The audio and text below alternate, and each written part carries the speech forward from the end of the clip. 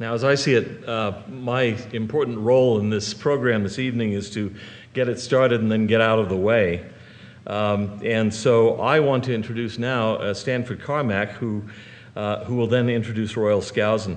I can still remember very vividly the first time that Stanford Carmack swam across my radar screen. And I looked it up tonight to make sure. It was the 19th of March, 2014, when I received an email from him in which he said, among other things, "I've written an extensive paper on aspects of early modern English language in the Book of Mormon."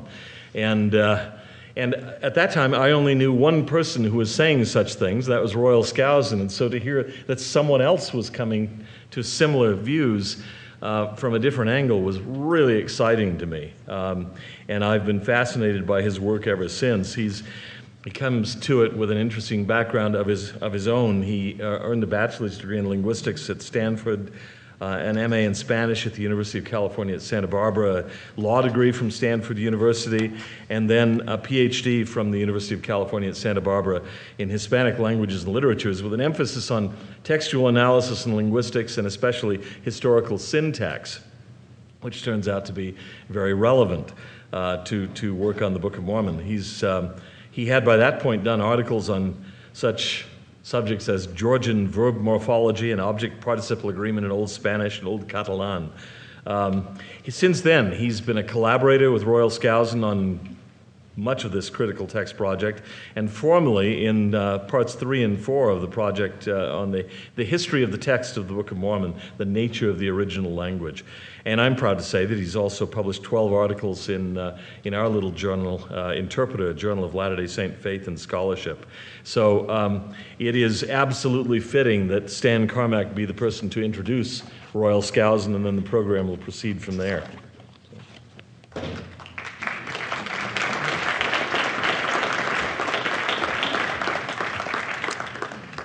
To begin this introduction, I've adapted some words from an 18th century political philosopher.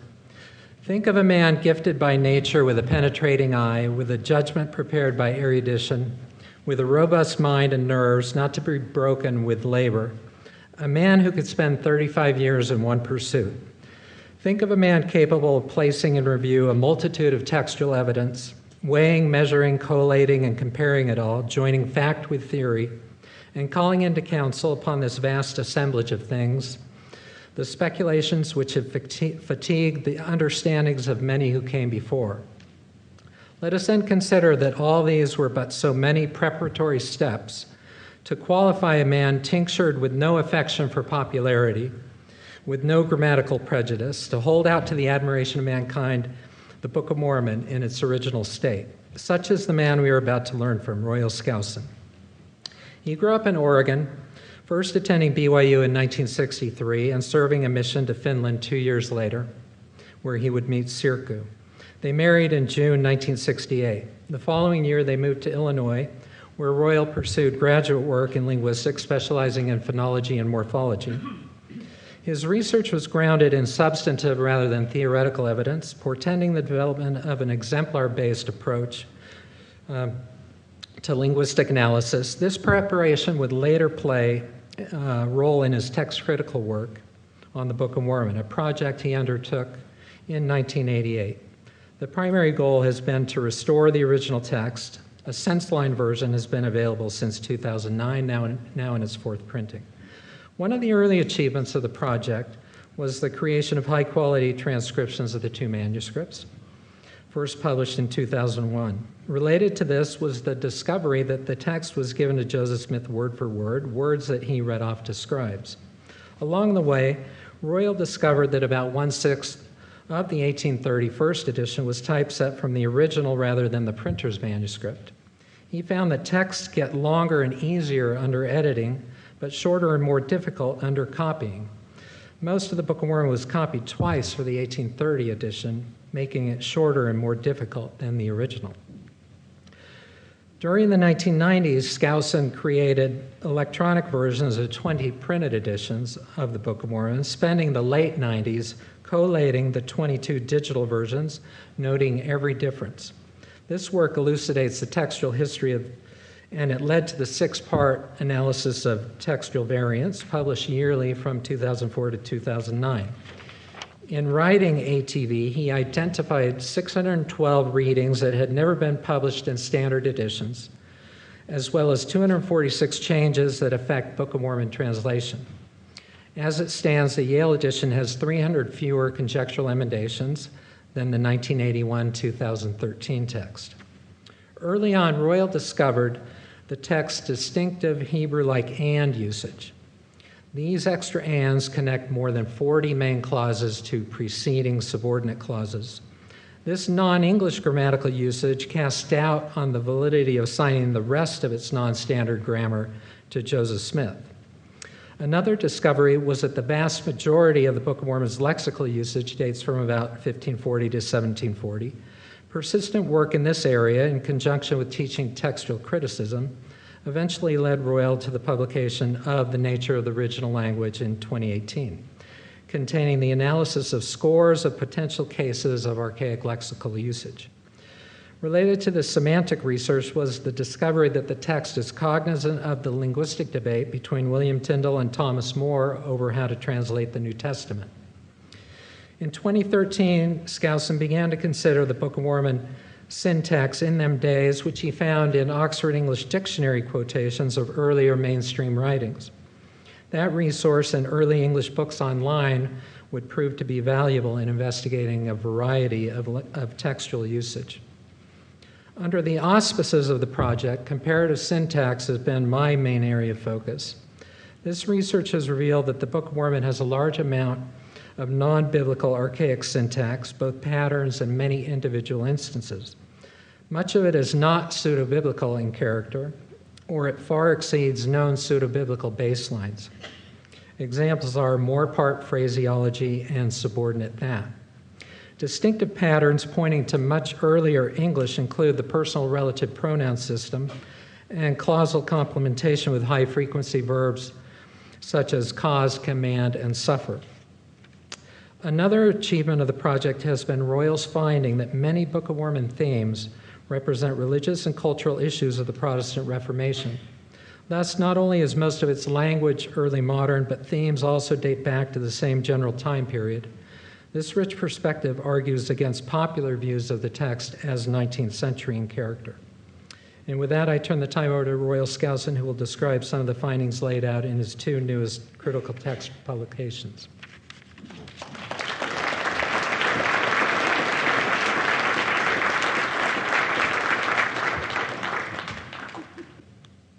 So this evening, I'm going to be talking about a book which was published in Part 5 in December, the King James Quotations in the Book of Mormon.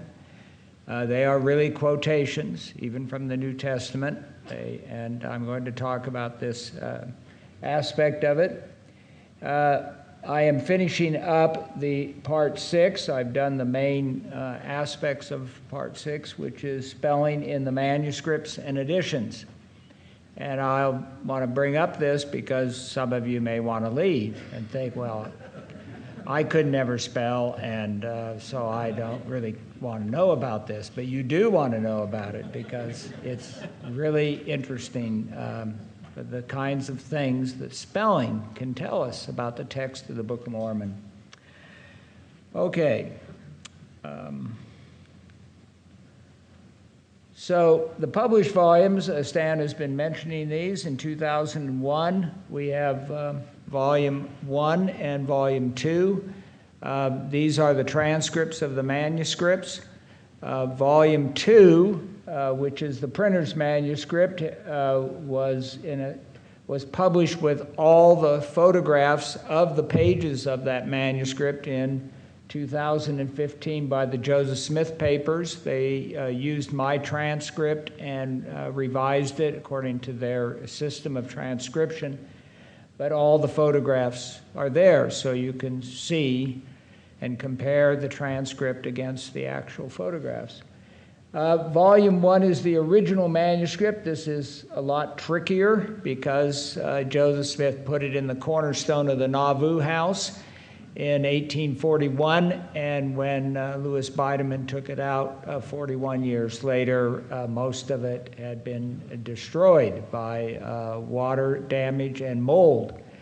But we do have 28%, and the Joseph Smith Papers is rephotographing everything in multispectral imaging of the fragments which exist. They own most of the remaining fragments, and they have been able to read things now, or make them so I can read them, that I wasn't able to read from earlier ultraviolet photographs.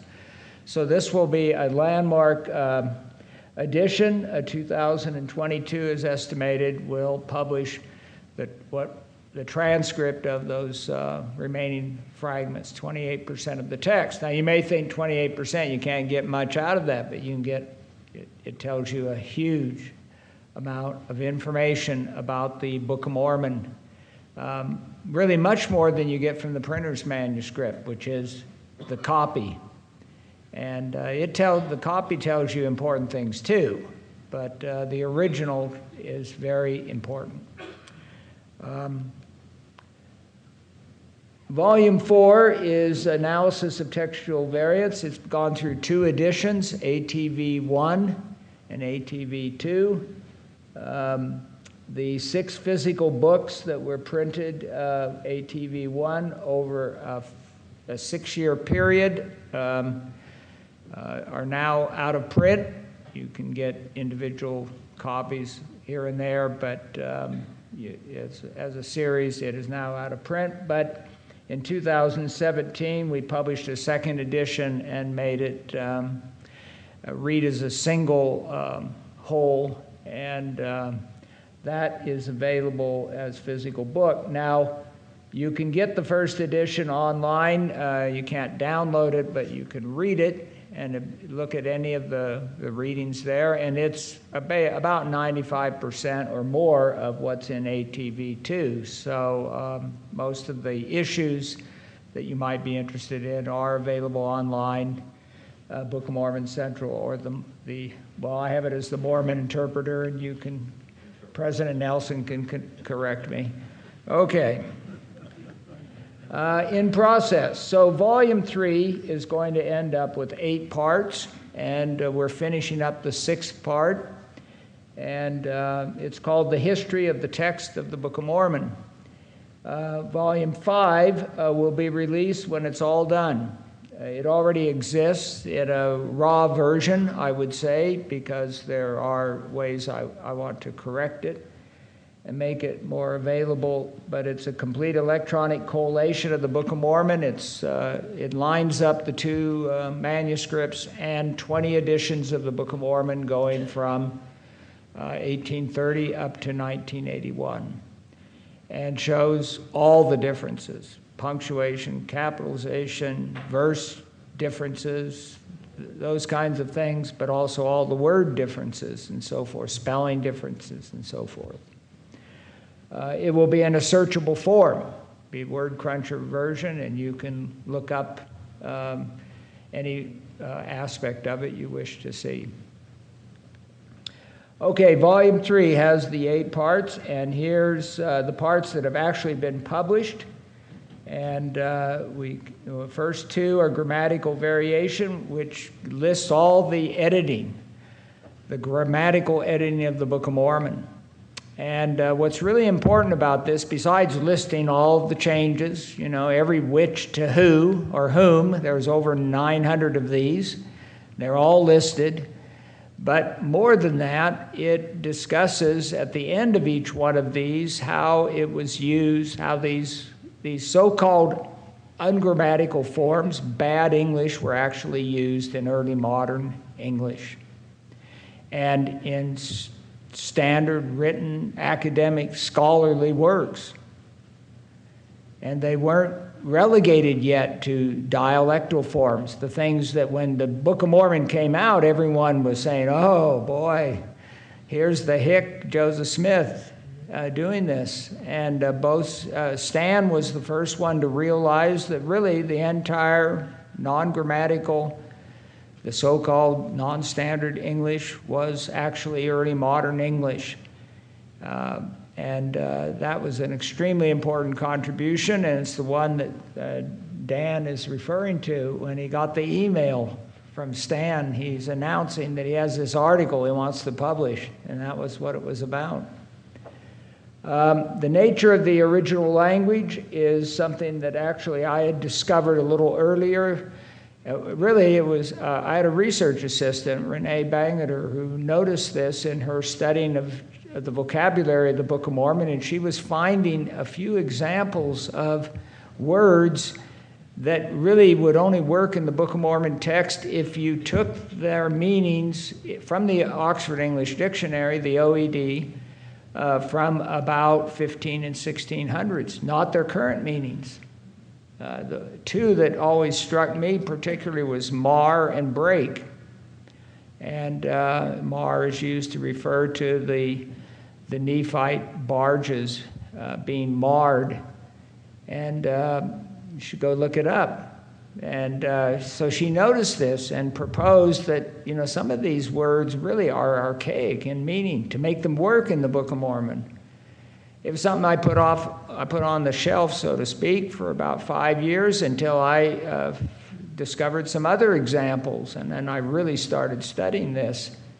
And it becomes then the foundation of the nature of the original language, where there's you know, dozens of examples of archaic vocabulary that wouldn't have been in Joseph Smith's language. If they were in Joseph Smith's language, you know, Stan and I have been hunting for them. Nobody else has. They've just been declaring that, well, they're upstate New York relic dialect. We just know they are, but, you know, you people need to go look, try to find them. We've been trying to find them, and they're pretty archaic. So tonight, one of the things I'm going to talk about first is the King James quotations in the Book of Mormon, and then the other volumes or other parts of Volume 3. There's spelling in the manuscripts, which should be going to press, I think, I'm hoping, in the end of next month. Just takes time to get it through the editing process, but it's mostly written and typeset, actually. And Part 7 are ones that will come out later. There's some tentative dates. I've always been wrong on tentative dates, on the wrong side of them. But the Part 7 is going to be, I think, very important. The transmission of the text, going from the manuscripts, actually from Joseph Smith's dictation, to the original being written down, and what we can learn from the actual words that were written down and how the text has changed. The text has changed also in another way, which I want to discuss, and that's the format. The format of the text has changed all the time, from paragraphs. Well, originally the manuscripts are one long string of sentences, and no paragraphs, there's no verses or anything. So that's different. But then the 1830s got paragraphs of sorts. And today, the standard LDS has 2 narrow columns, which make it really easy to read. Yes, that was intended to be a joke. Okay. Well, I'm going to do format too. I think it's important. How that text appears to us makes a difference. And finally, Part 8, textual criticism of the Book of Mormon, the history of textual criticism, plus my work, the history of the project. And so that's what we're planning to do. Okay. The first issue that I deal with in dealing with, I call this, you know, I give these initials to some of these books so that I don't have to give the full title all the time. The King James quotations in the Book of Mormon, well, anyway, there it is. It's easy to write. Okay, so I was really struggling with what is actually a biblical quote in the Book of Mormon text. And as many of you know, there are some things which are more paraphrastic. Well, how paraphrastic? Where's the cutting line between a paraphrastic on one side and a real legitimate quotation? And Stan really came to the rescue here, and he said, you know, we should really study these sequences of identical words. We're just going to look for, right now, identical words in the King James on one hand and the original text of the Book of Mormon. We're not going to deal with the current text of the Book of Mormon. We're going to deal with the original text. We're going to look for identical sequences. And so he started sending them to me. And the biggest one, I think, was something like 261 words in a row, exactly the same. And yeah, that probably counts as a quotation. And but then when you get down into the teens, you know, and you get down less than the teens, and you know, what are these? And so he sent them all to me, and I started going through, and I discovered that 16. If there were 16 words in a row, they all seemed to be legitimate quotations. And where there was some variation in something, it still was dealing with the same subject. It was just a minor variant. When we got to 15, we got a phrase, a very long phrase, in the name of the Father, and of the Son, and of the Holy Ghost. Many of you of yourself know this. And but otherwise, you know, they both deal with baptism, but the rest of it's different. And so there's nothing magical about going from 16 to 15, but I thought, well, it's making a difference. When we get to 15, these things start to be paraphrastic. There are some real quotes in there, but I'm just going to make that the cutoff point. And you're going to see there are people that are very enthused about a hypothesis that Joseph Smith is responsible for the biblical quotations, and that when he sees, he's got the King's Bible somewhere, and when he sees words in italics, this triggers his mind to say, I can change this, you know, because he knows italics means the words don't exist in Hebrew or Greek. If you accept that hypothesis, you don't want me to have quotes that are 12 words, 10 words, 5 words long, because they never involve, or very seldom involve, italics. Your italics hypothesis is going to go down the drain if you allow really short versions. So it's actually good that I'm going to set 16. I ended up with 36 quotations, biblical quotations in the Book of Mormon. And yeah, there's the 36, and they're all discussed in section 1. But I think Stan provided me everything down to n equals 3. If I recall, I don't think we worried about n equals 2. I know there are people out there that think n equals 2 tells you everything, but it tells you nothing. Okay. And here I start listing them. That 261 is Malachi. Malachi is the longest single quote, word for word. But then it comes the ones, you know, the great barrier to the Book of Mormon, Isaiah 2 through 14. 236 is its longest, but it has 110 that are 16 or more. That is really a huge section of quotation. Matthew 5 and 7 is the third one, and that's one that most people would recognize too. 233 is its longest. What's really interesting, we'll see this in a moment, is that Matthew, the Sermon on the Mount, it's chapter 7 that virtually is quoted without change. It's 5 that really gets changed. It's got really the hard stuff in it, you know, all the things you don't want to do. Jesus tells you need to do them, and they get massaged in the Book of Mormon. Well, okay, there are several Isaiah ones, as you can see, that go down, quite a few actually. The next group, Exodus 20, the 10 Commandments, and some more Isaiah. And that's going down to 65. Here are the three that were in 16. And the words in bold are what's exactly there. You'll notice the first one, Isaiah 55:1, ye is in the Isaiah, but it's not in the Book of Mormon. And then the rest of it's the same. So I just said, okay, that's not really making much difference.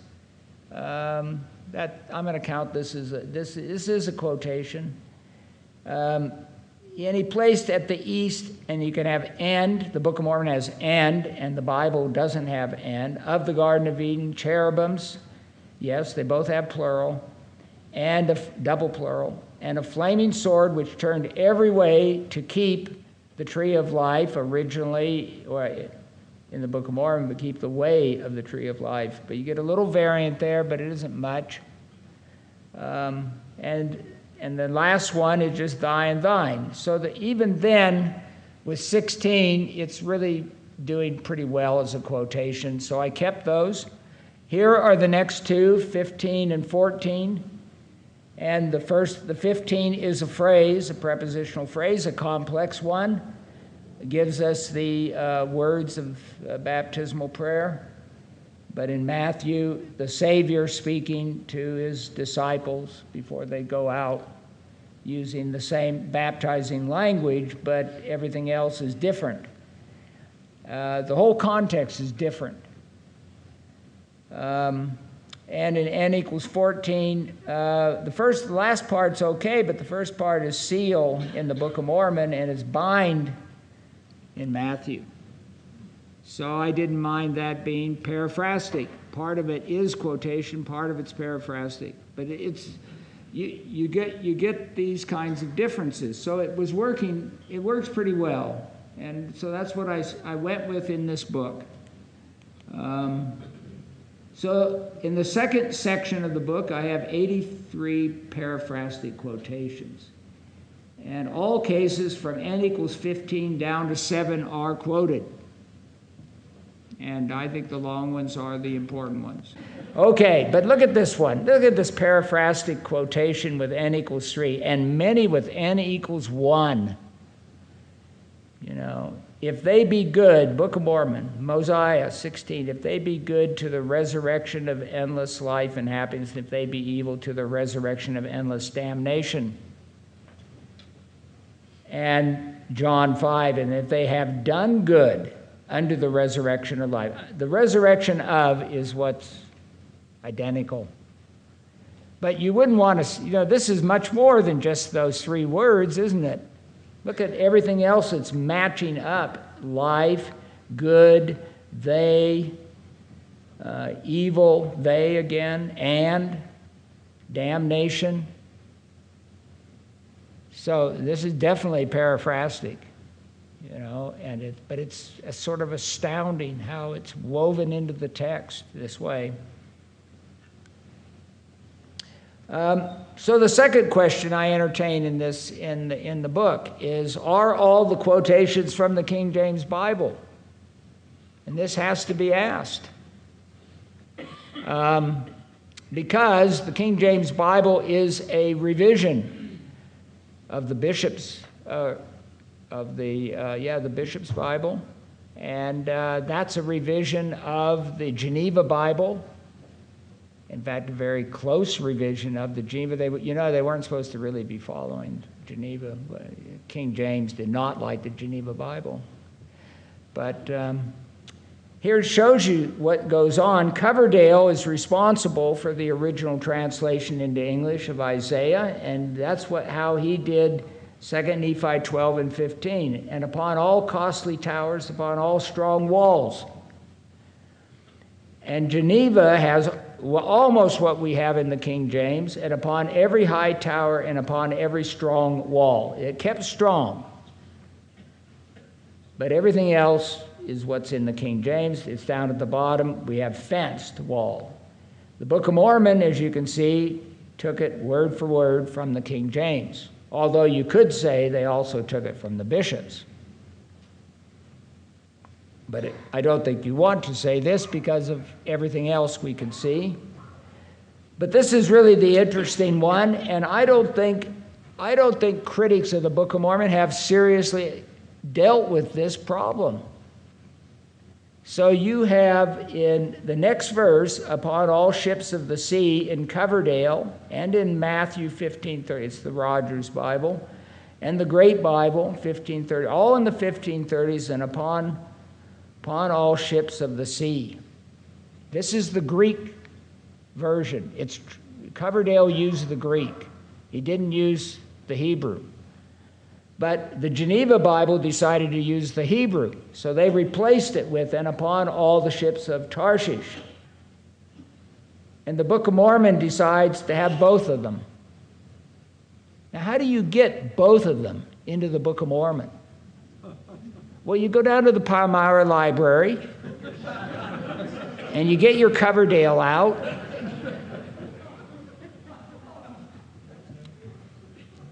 Well, I just don't think critics take seriously the tough ones. And this is a tough one for them. Okay.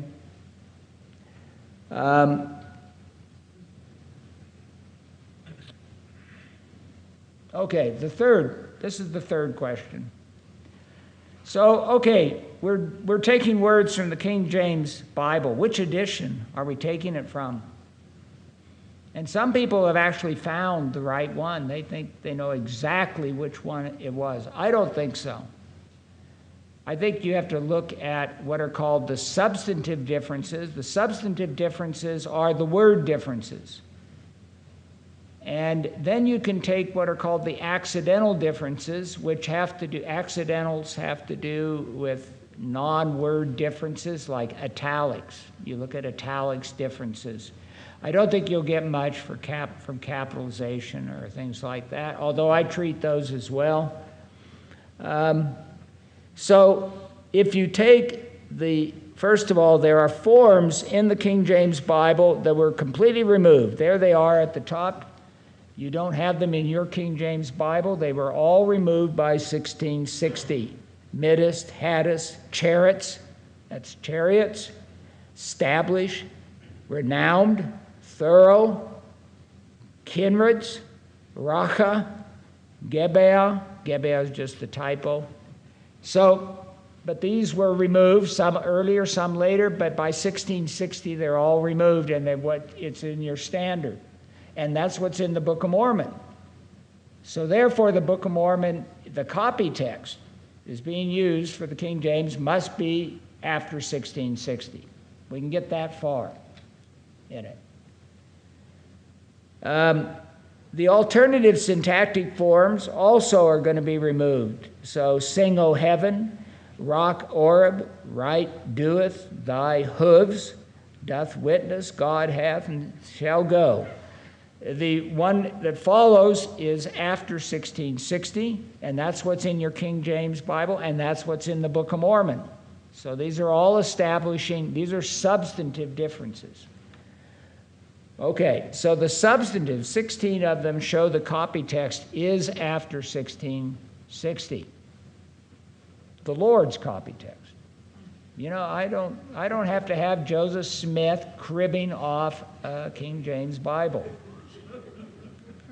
Okay, what about the italics? There's only one example in the accidentals that can support something more precise, and it would be after 1760. And the italics in do, in the heathen, as the heathen do, was added after 1760 because it's not in the original language. And there are two other places which had the italics originally, earlier, in earlier editions. I put them there, as a bride doeth, and as the hypocrites are, both in italics. The Book of Mormon is missing all three of them. So the last two don't prove anything, but the first one up there, you could say, okay, that means it must be after 1760. But you'll notice it's down to one accidental. This is not something, you want to put your money on, really.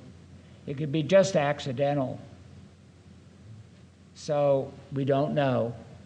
I just think the copy text, to say it's 1760 or after, there are some people that have got it really well identified, which Cambridge edition it is, and so forth, but you really can't do this, I don't think. Well, it's a technical issue. So some people have said, okay, Joseph Smith had a Bible, he marks it up with the changes, that it's supposed to be, and he just hands it over to Oliver and says, copy this. Just copy it. Is there any evidence for this? You ought to ask this. People that propose this ought to ask, what would be the evidence for and against it? Well, the evidence, it's all against it, is Oliver Cowdery's spellings don't change. He is not influenced in one case with the spelling that he would have seen in a King James Bible. He will continue to use the spellings that he used when Joseph Smith dictated the text otherwise in different parts. And here they are. These are all his own spellings. They're not in his King James copy text. And they're all showing his own spellings. So there's just no sign of this proposal. It's just something that wishful thinking on the part of some people, I think. Did Joseph Smith ever do anything like this? Indeed, he did. When he came to the Joseph Smith translation, his revision of the Bible, we know clearly for one chapter, he didn't even mark up his Bible. He just handed over to his scribe, I believe it was Sidney Rigdon, he just handed over an 1830 edition of the Book of Mormon and said, copy it. So he copied it. He copied every error that had entered the text of the Book of Mormon and showed up in the 1830, and it's in the JST. It's in the JST to this very day. And here they are. Wherefore, when I come, I make their rivers a wilderness, and they die because of thirst. He waketh morning by morning. He waketh mine ear. The Lord God hath appointed mine ear. That's really a humdinger. I gave my back to the smiter, and behold, all ye that kindleth fire. These are all in the JST. They're in the 1830, and they're all errors because we have the original manuscript in every case except one. One is conjectured, but pretty firm. So Joseph Smith did do this. If he had had a Bible, he might have been sorely tempted to just hand it over. But he dictated for the Book of Mormon, he dictated those portions. He wasn't doing what, we might think he did. Are there any significant differences in the Book of Mormon? You're never going to quote this thing. Is there anything of any interest? And I give a whole chapter to this. I listed several here that I think are quite valuable. Isaiah has these two things are come unto thee, thy sons have fainted. 2 Nephi, these two sons are come unto thee, thy sons have fainted, save these two. I think it's an allusion to Revelation 11, the two prophets in Jerusalem holding back the armies of the world for a certain number of days until they are killed. Or this one, you might think, reading the first part of this, you might think it's just a misreading. Isaiah 13:15 says, everyone that is found shall be thrust through. And 2 Nephi 23 says, everyone that is proud shall be thrust through. That looks like a visual error. But it isn't a visual error, it's intentional. Because look at the following. And everyone that is joined, yea, and everyone that is joined to the wicked shall fall. The Book of Mormon has to the wicked, which shows proud is right. There's an intentional editing here going on. And there are a couple of others like this, but I wanted to show you that some of the differences really are. And some of them actually show up in the older or in variant versions in the Old Testament. Some of the Isaiah ones, in Qumran, for example, or in other versions of the New Testament or Old Testament. There are some textual differences that are of interest. This one, the Book of Mormon does not have without a cause. Whosoever is angry with his brother shall be in danger of his judgment. Apparently, probably the brother's judgment, but maybe the Lord's judgment. But in any event, without a cause is removed. But you know, without a cause is really gratuitous, because every one of us that have been angry have always had a cause. You know, you can see why this really could be an issue. Take it out.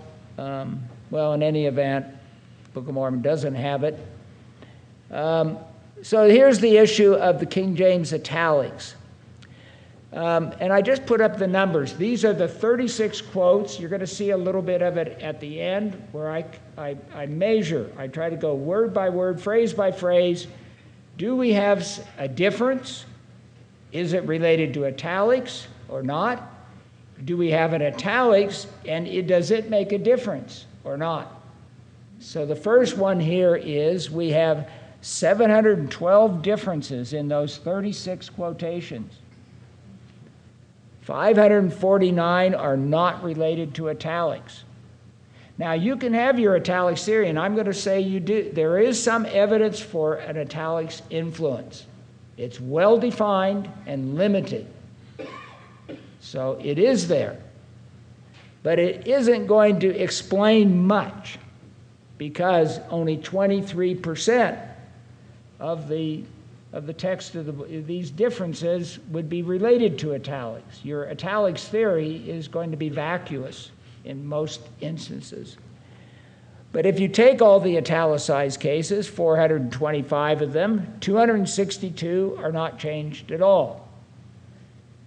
So if you're going to have an italics theory, you better start going through trying to find out, well, what made Joseph Smith change this one and not that one? Or can you?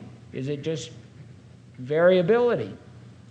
Well, there's a whole chapter on this, and you can see all the examples, and I try to give actually a fair accounting for this theory that italics plays a role in what Joseph Smith supposedly did. There are 6 edited cases involving the linking verb be. I'm going to give you there's 15 places, I think, altogether, where you can see that the editing involved the linking verb be and just removing it because it's in italics in the Book of Mormon, in the Bible, and it's missing in the Hebrew. And you really can't tell, is this the Hebrew or is it the italics?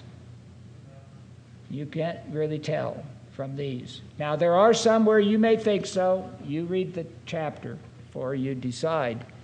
But in any event, here am I. It's missing in the original text. His hand stretched out. It's missing there, and it's missing in 5 more cases. Very consistent in much of these. Joseph Smith restores these, but in Isaiah 6 and 5, he puts, woe is unto me. He puts in unto, which isn't what was in the Hebrew. And this one, he got rid of as well, for this is as. If he's doing it, I'm speaking hypothetically, and I am a man of unclean, and so forth. So all 6 edited types, there are 11 instances. They're all in 2 Nephi 12 and 24. They're in a very well-defined place. It's worth noting there are 4 places where it was deleted, and they've never been put back in. They could be, but they haven't been. They're not particularly striking that you need to put them back in. So those are the 4, and so we get a total of 11 plus 4, 15. This is the best evidence that I could find for some kind of systematic editing related to italics. But there are 54 examples of italicized is that never were removed. And they could have been. So if you're going to have a theory of why they got removed, you better go work on the 54 that weren't removed. You know, there's another side to this coin. That people just like to find the example and say, aha, this is it. But it's much more complex than we might think it's going to be. Trying to figure out what is it that's triggering the loss of the is. And even if it is the Hebrew or it's the missing B, you know, the italics B in the English version, there's still other, you got all the other cases that weren't removed. How come? And some of them you can remove. You could have removed them and you would be able to read them.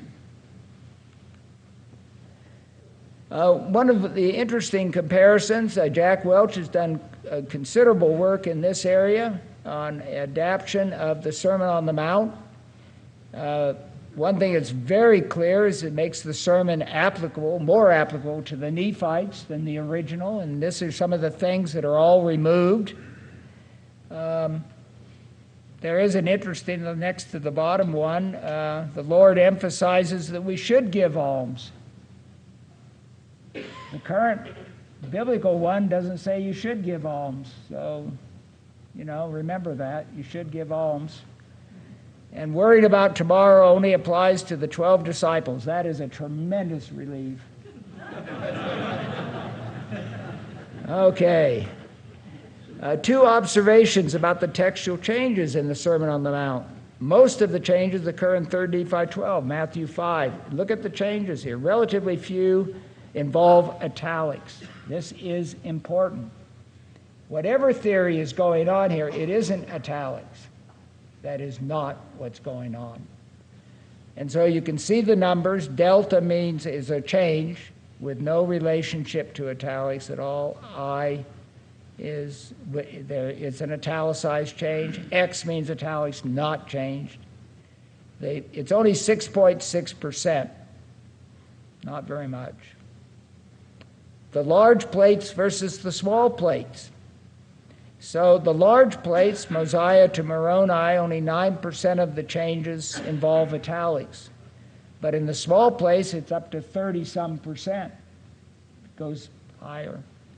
The average for the text is 23%, which we've indicated. That's another thing that needs to be dealt with. Finally, let me talk, well, not quite finally, nearly so. I'm only halfway through.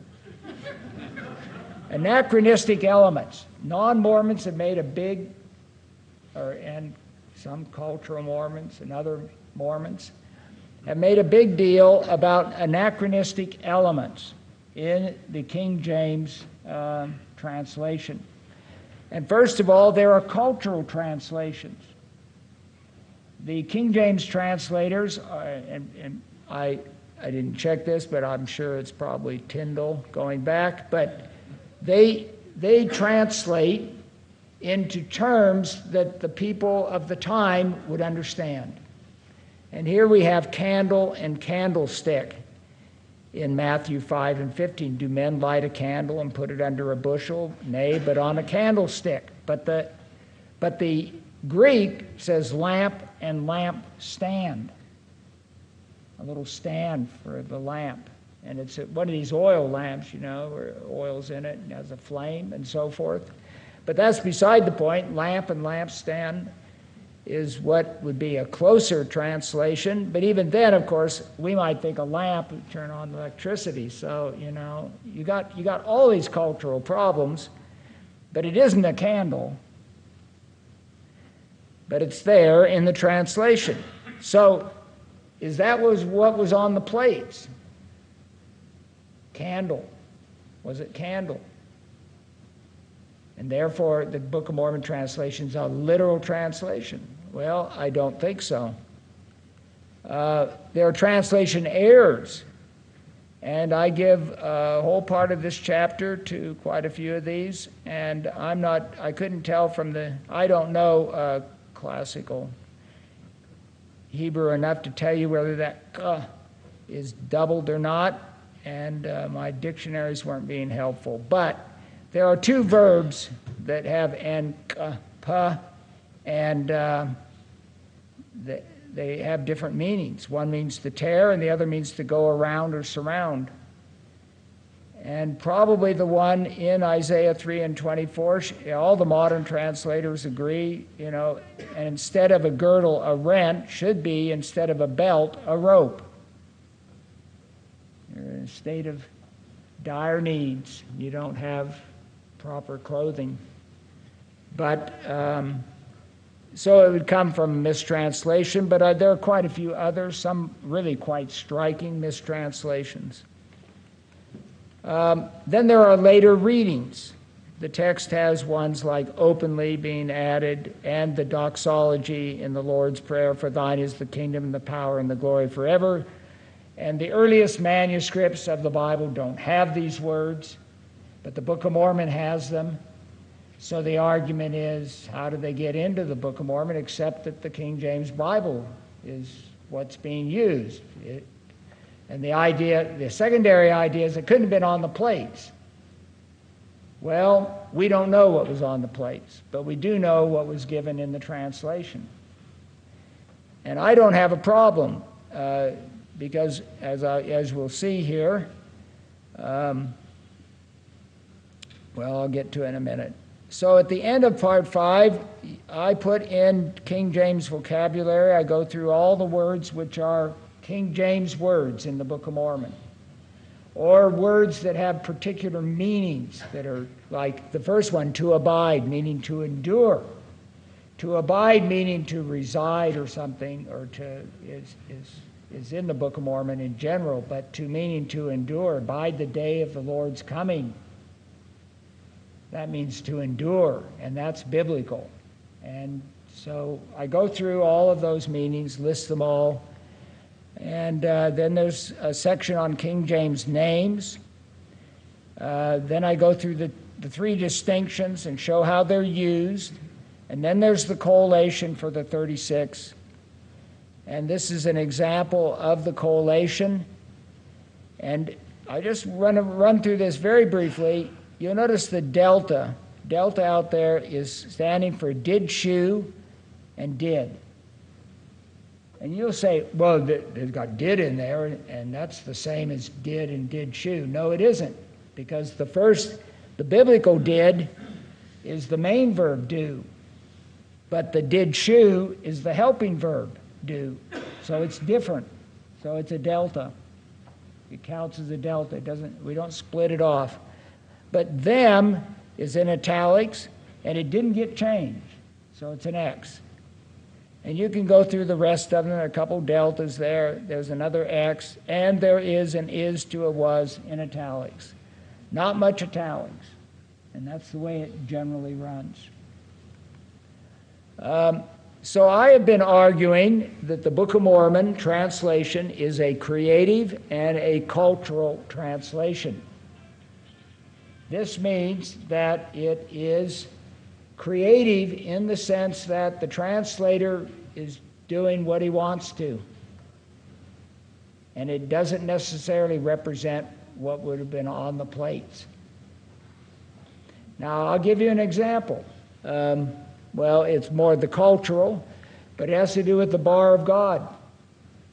The word bar of God is not, it's a medieval term.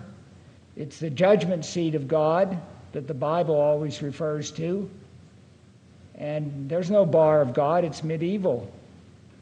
Now, maybe the plates had bar, and the Lord told Mormon, Moroni, who's ever doing it, put the word bar here. You have a word for bar, just put it there, and don't worry about it, and it'll be taken care of.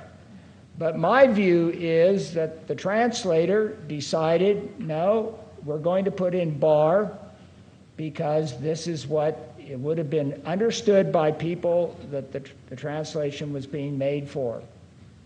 And it's interesting, the bar of God only is used in the Book of Mormon to refer to our judgment day. No king or judge is ever there's not a bar. They don't ever refer to standing before one of the kings, King Noah, and there's a bar. It's never used improperly. It only refers to our future judgment. So when you get to the bar of God, you remember this. But see, I think that was translated for us and for actually people in the 15 and 1600s as well.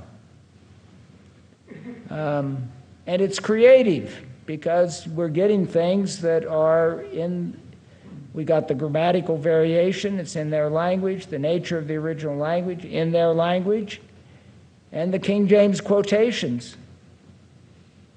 So it doesn't matter that it's anachronistic or that it's got errors. The translator decided to use the King James. So I don't find it a difficult thing. Some people do. Well, okay, we can talk about this. By the way, when we get done, and you can come up and ask questions. We even have a mic. We're gonna film you too, check you out.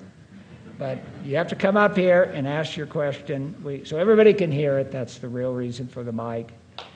And we'll have a discussion when I'm done. Okay, now I've got to go on to the more mundane, spelling in the manuscripts and the editions. The issues. First one, was orthography still indeterminate in the early 1800s? I get this asked by more Latter-day Saints than any other question about spelling. And it's due to one source, and it's a continual placement of it online, which has now been removed. How good were the Book of Mormon scribes? And what can spelling tell us about the Book of Mormon text? The last one's important. George Horton in 1983 wrote an article for the Ensign, Understanding Textual Changes in the Book of Mormon. And I know of no article which misunderstood it more than this article. I'm putting myself online. The spelling, he says, the spelling in the first edition of the Book of Mormon was Oliver Cowdery's. Well, the printer's manuscript is 85% in Oliver Cowdery's hand. The 1830, the first edition, is in John Gilbert. He's the typesetter. Here's the very first page of the printer's manuscript compared against the 1830. First you get Oliver Cowdery column, then you get 1830, the frequency. So Horton's just wrong. Did he even look at any of these documents? To declare that Oliver Cowdery's spellings are being used by John Gilbert is just absolutely false. It's not even mildly false.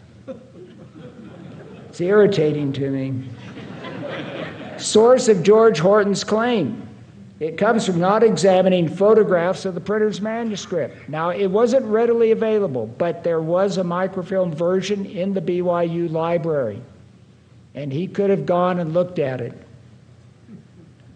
I think it came from John Gilbert's account of the 1830 printing. This didn't come out of nowhere, but what he said was, John Gilbert said that on the second day, Harris and Smith being in the office, I called their attention to a grammatical error and asked whether I should correct it. Harris consulted with Smith a short time and turned to me and said, the Old Testament is ungrammatical, set it as it is written.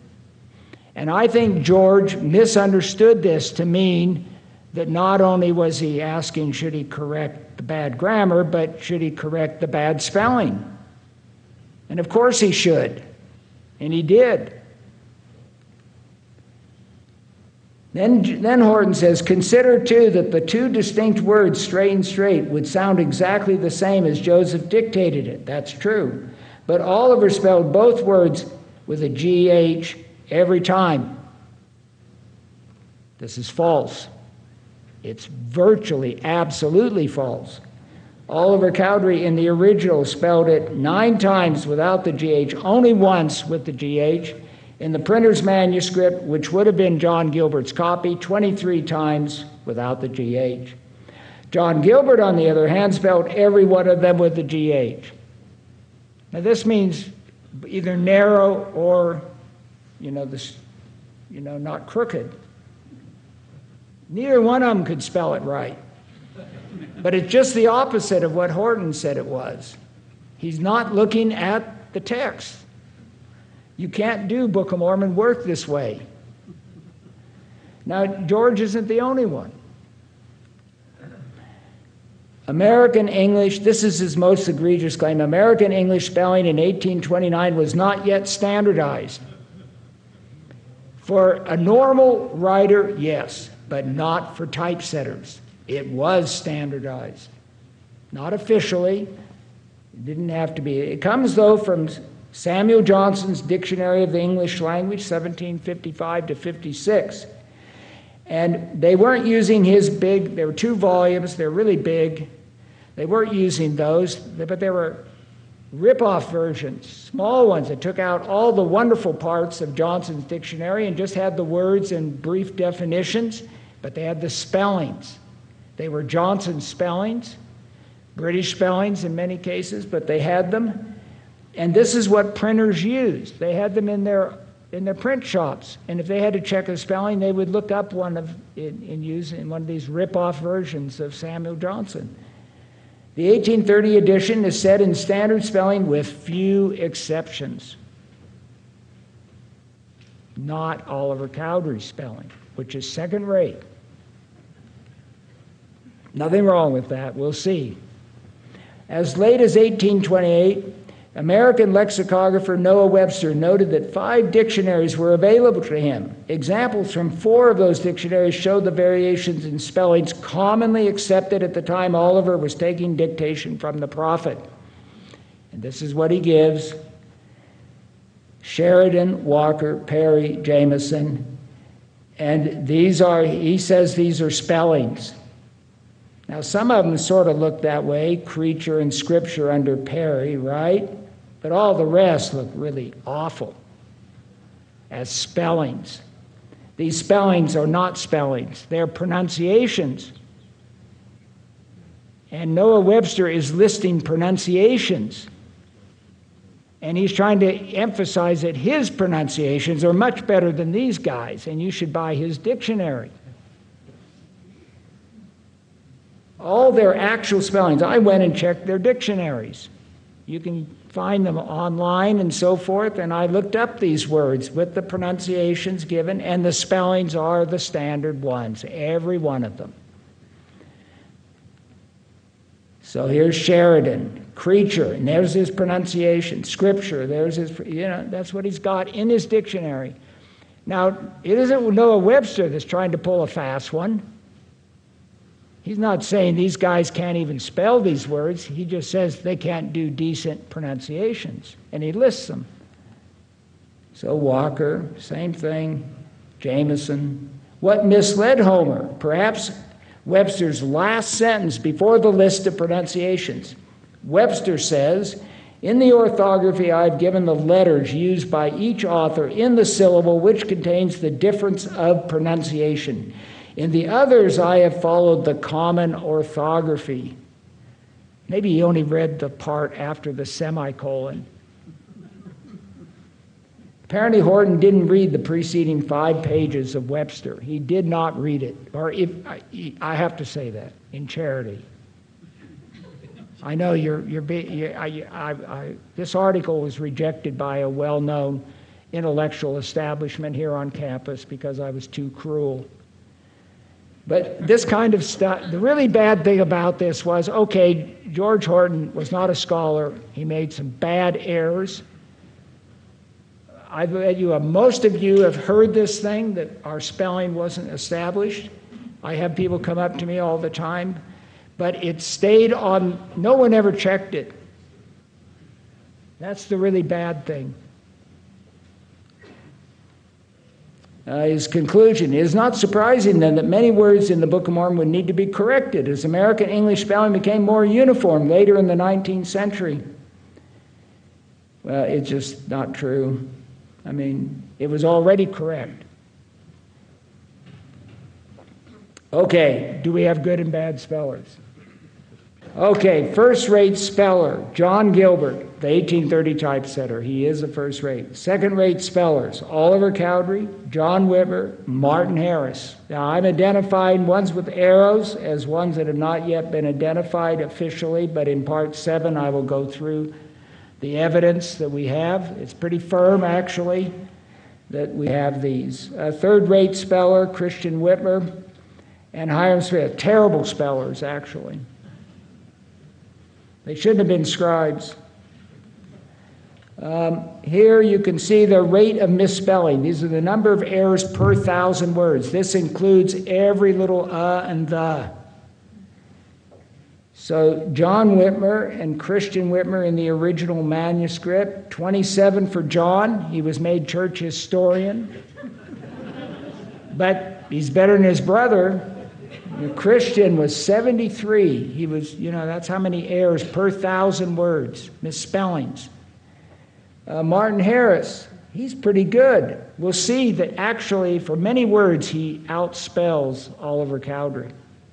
But he's a terrible scribe. How can that be? A good speller and a terrible scribe. 10, 9, 7, 12. From 4 different, this is all we have of Martin Harris in the printers. Hiram Smith, in the printers, 66, pretty high. John Gilbert, 0.3. That means 1 every 3,000 or so. That's really pretty good. Oliver Cowdery's spelling, this is what's interesting. He starts out fairly high, relatively high, but he gets better. And by the time he's done doing the printer's manuscript, he is down to 7 and 5. He is learning how to spell. And the reason he's learning how to spell is he was proofing the sheets. The 1830 sheets, as they would come off, he would check the manuscript against that, and he was saying, oh, Eric spelled it. Suddenly he would realize exceeding's being spelled this way. And from then on in the printers, when he would copy it, later on, he would do it correctly. And when he figured out it was correct, he didn't vary or dilly-dally. He made it correct. This is a very good sign of the nature of Oliver Cowdery, that he was going to learn from this experience. It steadily goes down. But Martin Harris, overall, these are words I can't even spell, apparel. The second one is the incorrect one, in case you're wondering. And in the original manuscript, Oliver misspells it every time, and every time in the printers, but scribe 2 of P, that's Martin Harris. He spells it correctly every time. He's a good speller.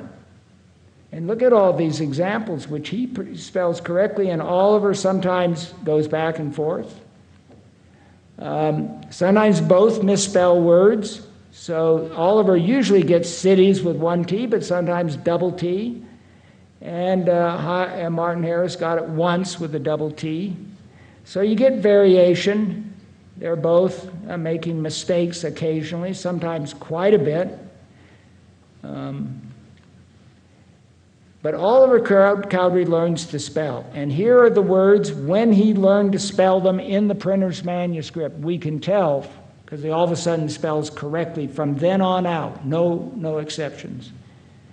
So kept, he was spelling with C-E-P-T. But in 1 Nephi 5 of the printer's manuscript, right in the beginning, he figured out, hey, there's something wrong here. And he spells it correctly from then on. And so you can see them going all the way down to Ether 15. Notice, by the way, he learned to spell exceeding correctly in 3 Nephi 12. But exceed, it took all the way to Ether 15. Now, this is actually true of spelling. We learn to spell individual word forms. We do not learn to spell the whole holistic aspect. We learn each individual, and it really shows up very nicely in this kind of data. You couldn't fake this. Most people would think that they would be all, identical, occurring at the same time, but it doesn't happen that way. But when we look at scribal errors, we do look at misspellings. And I made it very precise what these are. These are words that if you read them off, you'll get the correct pronunciation. So body with 2 D's is a misspelling. You think I'm, just beating a dead horse here. You all know this. But first of all, we want to say that certain spelling variants, if the scribes use them, are not errors, not spelling errors. They are simply variation. They occur in American printing, and if we find evidence they're occurring in American printing, we do not count them as errors. We let them give them a pass. I never counted any of these against my scribes. Center, British spelling today. Inquire is American variant. Journeyed is dropped out of the language, but was used in printing in the early 1800s. Saith. But here we have scribal slips. What if a scribe just makes a dumb error in the letter? These are examples. Concerning, leave out the R. One, you make an M instead of an N. You just go too far. Voice, you do a W instead of a V. Nindred, that's kindred. Just made a capital. And Nephi, without the H. These are all just scribal slips. They count against the scribe, though. These count. This is bad scribal practice if you do a lot of this. And then there's an obvious slip in the substantives. The substantives are words. If you write, it came pass, that is a scribal slip in the substantives. And if you were just paying halfway attention, you should say, oh, I made a mistake here. Now, I'm not going to count ones, you'll see here in a minute. Well, like here. Okay, well, these are obvious ones. In my name. How did I get? Yeah. I'm sorry, that one I even. Oh, no, the one in italics is right. This is what Martin Harris wrote. In my shall they called. Now, he's a good speller, but boy, he is a lousy scribe. He is just leaving out words, and he just went on. He didn't, and so I count this against him as a scribe. In my name shall they be called. He left out name and be, and the typesetter just put them in. He could figure out, what he had done. Or the number of the slain. Martin Harris does this all the time. He doubles the words. And we count it against the scribe. Now, I'm not going to count these against the scribe. A textual difference, a substantive difference that cannot be recognized unless the scribe looks back at his copy. And the reason I'm not going to do is I'm going to save those for part 7. Those are real textual changes. And yes, they are a mark of bad scribal practice if you do a lot of this, and Martin Harris does it. And we're going to look at those, though, separately from these ones they should have caught. So here are some that Oliver made mistakes on. Wherefore I cried unto the Lord, and he wrote, did cry. And you can't tell from did cry that it's an error. So I just saved those. I don't count those against Oliver. Now, you may want me to count them, and I will. When I get to part 7, I'll put them all together, and you can get the grand picture. But Oliver's still a pretty good scribe. The rate of scribal slips. Now, this is excluding the last group. Just ones he should have caught just by looking at what he was writing. Christian Whitmer at 14 per 1,000. Martin Harris is up there pretty high, 9, 8, 9, 11. Lot of just dumb errors. He's spelling good, but he's making lots of errors. Hiram Smith is really bad, just really bad readings. Doesn't do much. And John Gilbert, 0.6. Where's Emma? Pardon? Emma. Well, we don't have Emma. I mean, Emma's is on 116 pages. She's lost, so we don't know. You could check something else of hers, maybe. Okay, so Oliver Cowdery's rate of slippage doesn't change. Remember, we saw his spelling got better, but his slippage doesn't, which is what we sort of expect. You know, you're trying your best and you just keep doing it, and you can see this is his rate of slippage per 1,000. He is way better than all the other scribes. From 3 to 2, maybe there's a slight downward trend, but that isn't really statistically significant. So he's just low consistently. Oliver Cowdery is a first-rate scribe, ultimately. He writes with the clearest and smoothest hand. Every time I transcribed Oliver Cowdery, oh, it was such a relief. The others took 2 to 3 times longer to transcribe because they are just lousy. Their handwriting is just hard to interpret.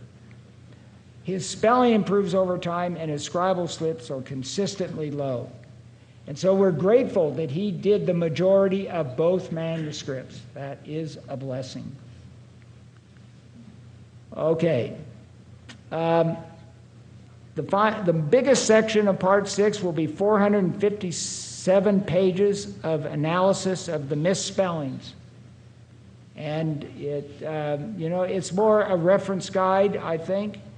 But you're going to need a reference guide if you really want to learn something about how to use spelling, and I want to talk about that. At the end, there will be an index of all the words in their standard spellings. So you want to look up apparel and see how it's misspelled by different scribes at different places. You can do that. And we also have some of the additions. Worshipped, do you put 2 P's or single? That's one we even struggle with today. Can any good thing come out of misspellings? That's a paraphrase, by the way. So, these are some of the things we can learn. Does Joseph Smith's pronunciation of names, we can actually figure out in certain cases, according to how the scribe misspells the name, we can figure out how Joseph is pronouncing it to him. So Joseph didn't say Amalekiah, he said Amalekiah. Amalekiah. Now that doesn't mean that that's what the original was pronounced. Of course, it was Amalachia or something like that. I just made that up. Don't take it seriously. But the point is, we don't know. What Joseph Smith pronounces is what he's pronouncing. But he did pronounce it that way. He did pronounce Melchizedek the way, and Oliver did too, and the way we all do. Melchizedek, not Melchizedek. We switch those vowels. And some purists may, interrupt your Sunday school lesson to tell you this, but just ignore them. Say, Joseph Smith did it, the Lord did it, it's okay. But Joseph Smith did pronounce Messiah for the name of the king in the book of Messiah. He didn't say Mosiah. Now, if you look in the back with your guide for pronunciation, it gives both of them, Messiah and Mosiah. And Joseph used the S one, so the reason we know this is he was putting in the word Messiah in his correction in the manuscript, and he wrote Mosiah. And he's not going to write that for Messiah, the Messiah, unless he's pronouncing Messiah. You got that. Okay. We get dialect pronunciations all the time in the spellings. Grievous for Oliver Cowdery. Height. Milton uses this pronunciation. I use it. It has to be correct. Obliged. Yes, Oliver said obliged. Wage was wedge. Of course, Martin Harris, deaf for deaf. That's very common in American dialects. Christian Whitmer said Nazareth for Nazareth. Nazareth. And it actually occurs occasionally. You get on the internet, you can find towns, even in the U.S., with the name Nazareth, with a TH.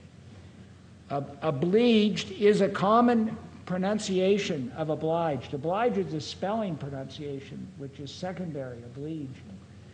And specious, great and specious building, they would spell it that way.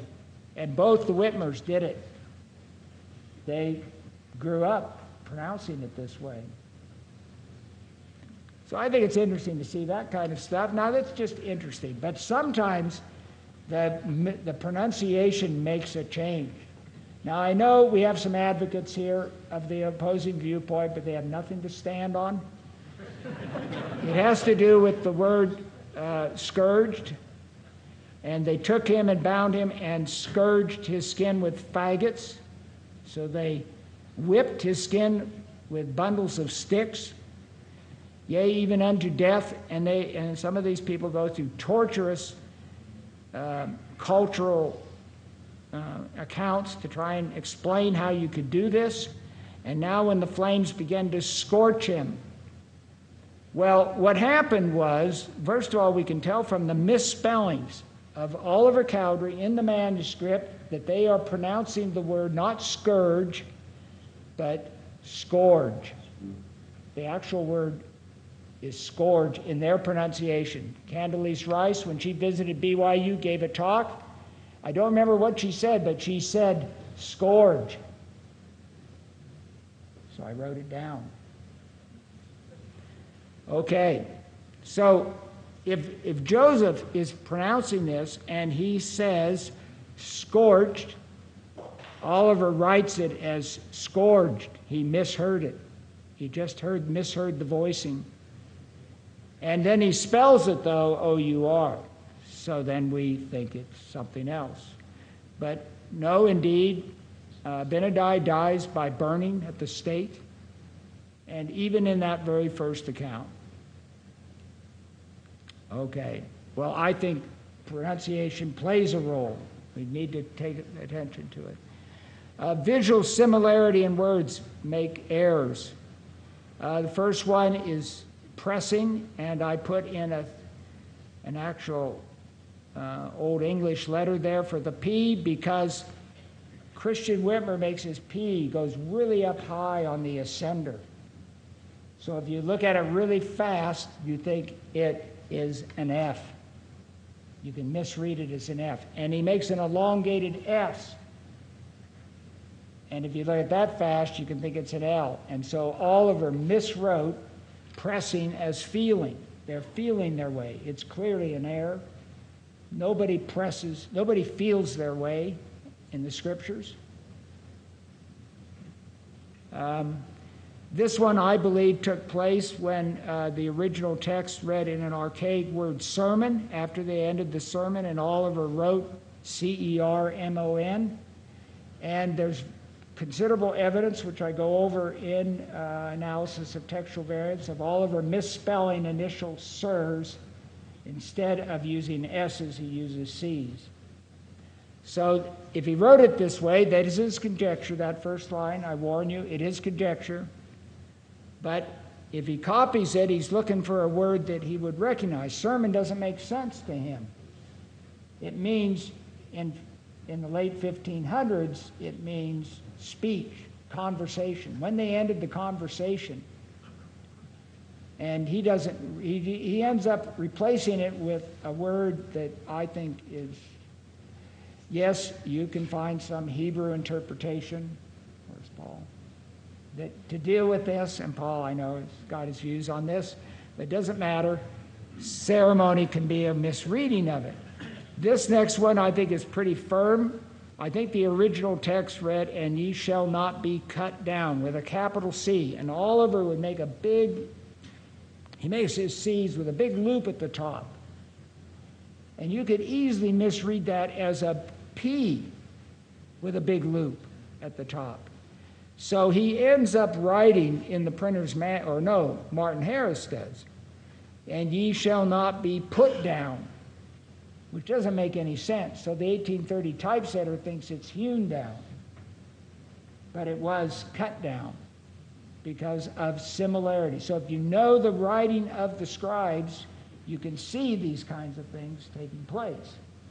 If you're looking at the typesetting, you're not going to see it. You're not going to see the big loops. A name was misinterpreted because of preceding examples. So the first one is Mulek, the name of the last son of Zedekiah. The first occurrence of his name in extant versions, the printer's manuscript, is Moloch, which is a variant spelling of the god that they would sacrifice children to. Zedekiah apparently named his kid after a pagan god.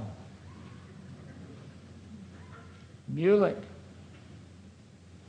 And that's the way it's written. But what happened in the Book of Mormon is that when they got down to the other three occurrences of Moloch, and Joseph would have said Moloch, just reading off M-U-L-O-C-H, they had been primed, the scribe Oliver had been primed to interpret Moloch as M-U-L-E-K, and I give all the examples, including one in Helaman 5 and 15. He just got done with a Moloch, M-U-L-E-K.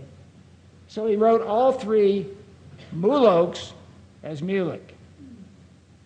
And then, of course, we, in our way of doing this, go back to the original one and make it Moloch.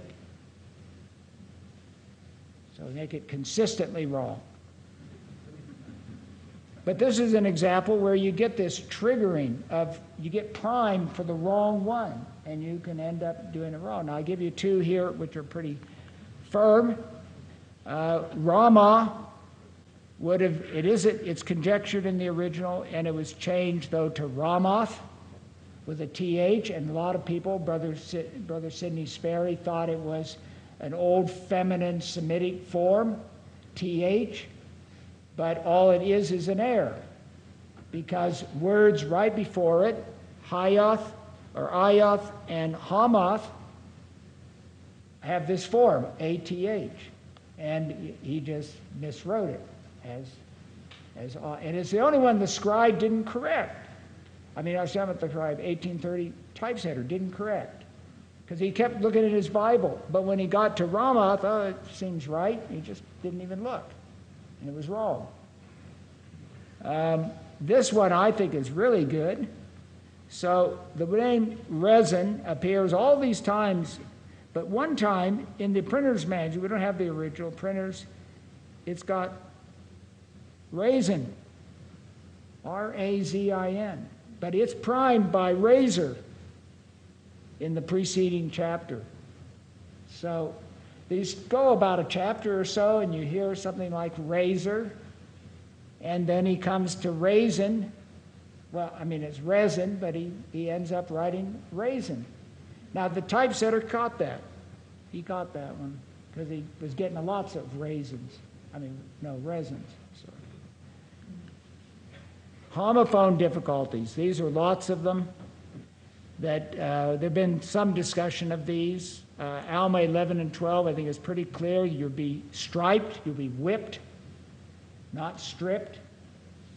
Maybe of your possessions, not of your clothes, I don't think is even possible.